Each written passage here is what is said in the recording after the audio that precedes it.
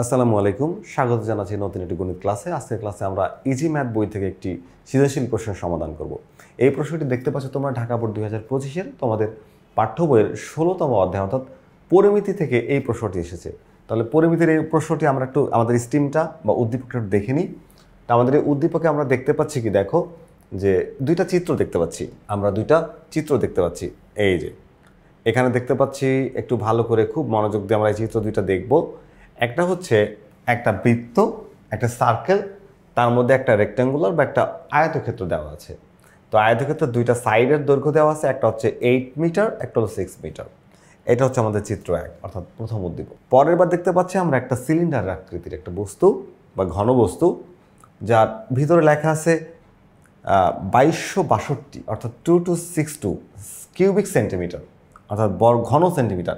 তার মানে টোটালটার আয়তনকে এখানে আছে, আমরা জানি ঘন সেন্টিমিটার হচ্ছে আয়তনের একক, তাহলে এটা একটা আয়তনকে ইন্ডিকেট করছে।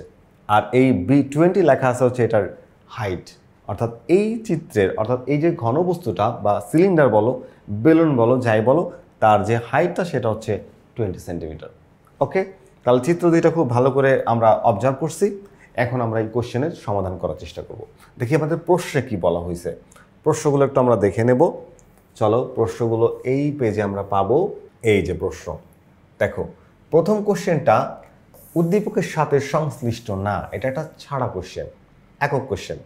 তো দেখতে পাচ্ছি একটা সমবাহু ত্রিভুজের প্রত্যেক বাহুর দৈর্ঘ্য 7 সেন্টিমিটার হলে ক্ষেত্রফল কত। খুবই সিম্পল কোশ্চেন একদম, তোমরা সবাই জানো সমকোণী ত্রিভুজের ক্ষেত্রফল নির্ণয়ের সূত্র হচ্ছে √3/4 × a², যেখানে a হচ্ছে বাহুর দৈর্ঘ্য। তাহলে আমরা জানি যে সমবাহু ত্রিভুজের প্রত্যেক বাহুর দৈর্ঘ্য নির্ণয়ের ক্ষেত্রে সমবাহু ত্রিভুজের ক্ষেত্রফল নির্ণয়ের ফর্মুলা হচ্ছে √3/4 × a², যেখানে a হচ্ছে বাহুর দৈর্ঘ্য। তাহলে আমাদের কোশ্চেন দেওয়া আছে কি, সমবাহু ত্রিভুজের প্রত্যেক বাহুর দৈর্ঘ্য a আর a = 7 সেন্টিমিটার। তাহলে ত্রিভুজটির ক্ষেত্রফল কী হবে, √3/4 × a² বর্গ একক। তাহলে এর ভ্যালু কত, ওই যে 7 বসায় দাও, জাস্ট এটাকে ক্যালকুলেট করো। ক্যালকুলেটরের মানটা বসায় দিয়ে তুমি হিসাব করলেই যে অ্যান্সারটা পেয়ে যাচ্ছে সেটা হচ্ছে 21.22 সেন্টিমিটার। তাহলে কি করতে হচ্ছে, তোমাকে এই ক্ষেত্রফল নির্ণয়ের জন্য তোমাকে এই ফর্মুলাটা মুখস্থ রাখতে হবে। ওকে, আর কোনো কাজ নাই। তাহলে এইটাই হচ্ছে আমাদের এই ছোট কোশ্চেন অর্থাৎ কোশ্চেন ক এর অ্যান্সার। তো আমরা পরবর্তী কোশ্চেন খটা একটু দেখে নেব। আমাদের খ নাম্বার কোশ্চেনে বলা হচ্ছে চিত্র 1-এর গাঢ় অংশের ক্ষেত্রফল নির্ণয় করো। তো চিত্র 1 তোমরা ভালো করে দেখছো যে একটা বৃত্ত ছিল, কি ছিল, একটা বৃত্ত ছিল। এই যে চিত্রটা আমরা এঁকে ফেলছি, একটা বৃত্ত ছিল আর বৃত্তের গাঢ় অংশের ক্ষেত্রফল বের করতে বলছে। তো দেখো এই বৃত্তের মধ্যে একটা আয়তক্ষেত্র আছে বা একটা রেক্ট্যাঙ্গুলার আছে, যেটার নাম হচ্ছে ABCD। একটু খেয়াল করে দেখো, গাঢ় অংশ বলতে এই যে অংশটা তুমি দেখতে পাচ্ছ, এই যে আমি একটু তোমাকে দেখাই, এই যে কালারটা, এই অংশের অর্থাৎ বৃত্তের ভেতরে কিন্তু আয়তক্ষেত্রের আবার বাইরে এই যে অংশটা, এই ক্ষেত্রফলটা তোমাকে বের করতে বলছে। তাহলে আমাকে এখানে দুইটা কাজ করতে হবে। একটা হচ্ছে সম্পূর্ণ বৃত্তের ক্ষেত্রফলটা বের করব, তারপরে আয়তক্ষেত্রের ক্ষেত্রফলটা বের করব, এরপরে বৃত্তের ক্ষেত্রফল থেকে আয়তক্ষেত্রের ক্ষেত্রফলটা মাইনাস করে দিব, তাহলে কিন্তু কাজ হয়ে যাবে। তাহলে তোমরা একটু খেয়াল করে দেখো, এখানে ABCD যে আয়তক্ষেত্র তার দৈর্ঘ্য আর প্রস্থ দেওয়া আছে। আমরা জানি আয়তক্ষেত্রের ক্ষেত্রফল হচ্ছে দৈর্ঘ্য গুণ প্রস্থ।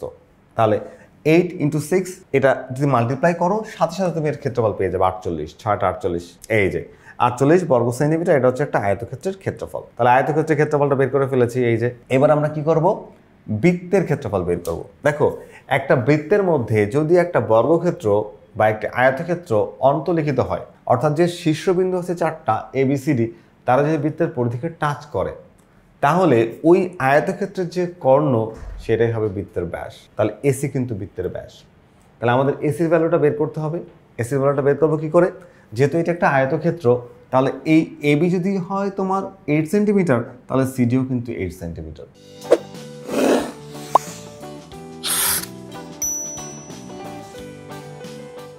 তাহলে যদি আমার AD যদি হয় 6 সেন্টিমিটার, BCও 6 সেন্টিমিটার। এখন তুমি ত্রিভুজ ADC অথবা ABC যে কোনোটা নিয়ে কাজ করতে পারবা।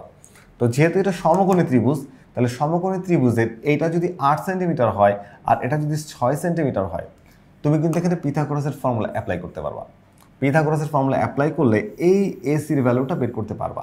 তাহলে পিথাগোরাস সূত্র কি, AC² = AB² + BC²। এখানে তুমি অ্যাপ্লাই করে দিলা, তাহলে আমরা যদি ত্রিভুজ এ বি সি নিয়ে নেই তাহলে এটা হচ্ছে আমাদের কত বলতো 8 সেন্টিমিটার, এটা 6 সেন্টিমিটার। এখানে আমরা পিথাগোরাস অ্যাপ্লাই করবো। তাহলে এই পিথাগোরাস সূত্র দিয়ে অ্যাপ্লাই করে দেখো যে AC square equals AB square plus BC square, যেটার ভ্যালু বের করছি কত 10 সেন্টিমিটার। তাহলে আমরা দেখতে পাচ্ছি এই চিত্রে এসি এর মান হচ্ছে 10। তাহলে এসি কি বলতো?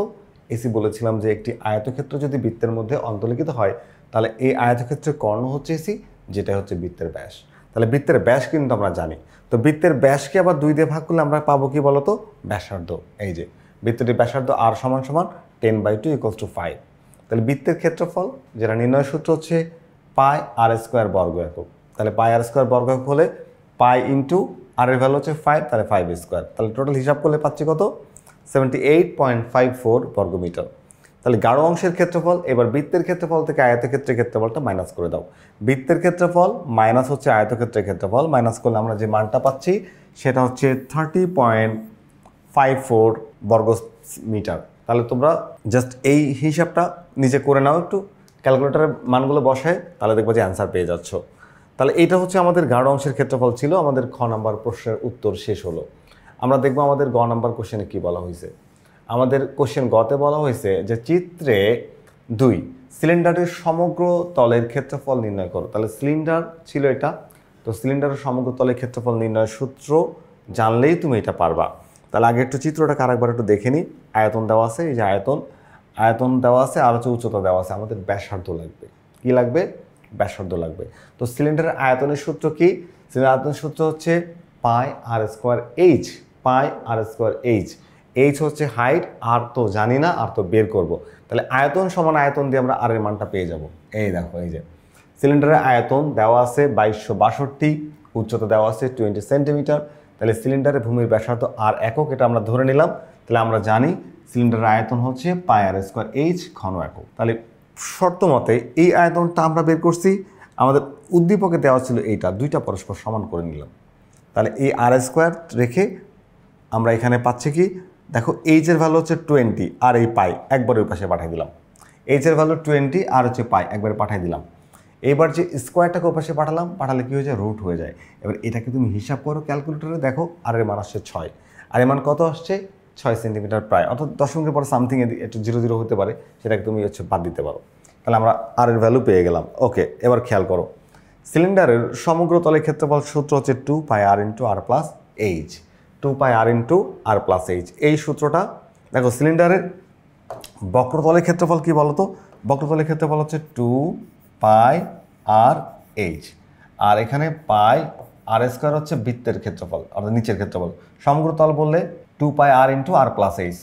তাহলে আমরা এখানে বৃত্ত দুই দিকে হবে, এই দুটাকে যোগ করলে তুমি ক্ষেত্রফল পেয়ে যাবে। এখান থেকে 2 পাই আর যদি তুমি কমন নাও, 2 পাই আর যদি কমন নাও, তাহলে এখানে দেখো এখানে থাকবে একটা আর, এখানে থাকবে হচ্ছে এইচ। তাহলে এইচ প্লাস আর, এটাই কিন্তু আমাদের সমগ্র তলের ক্ষেত্রফল। এই যে 2 পাই আর ইন্টু আর প্লাস এইচ, এই যে এটাই কিন্তু ফর্মুলা। অর্থাৎ এইটার বক্রতলের ক্ষেত্রফল, এটা দুই দিকে দুটো বৃত্ত থাকবে, কারণ সিলিন্ডারের উপরে একটা বৃত্ত থাকে, নিচে একটা বৃত্ত থাকে। এটা হচ্ছে আমাদের এই ফর্মুলা। জাস্ট তুমি এই ফর্মুলার মধ্যে মান বসায় দাও। এই যে 2 পাই আর ইন্টু আর প্লাস এইচ সূত্র মুখস্থ করে মান বসায় দাও। মান বলতে এখানে আর এর ভ্যালু, এইচ এর ভ্যালু আর পায়ের ভ্যালু তো তুমি জানো 3.1416।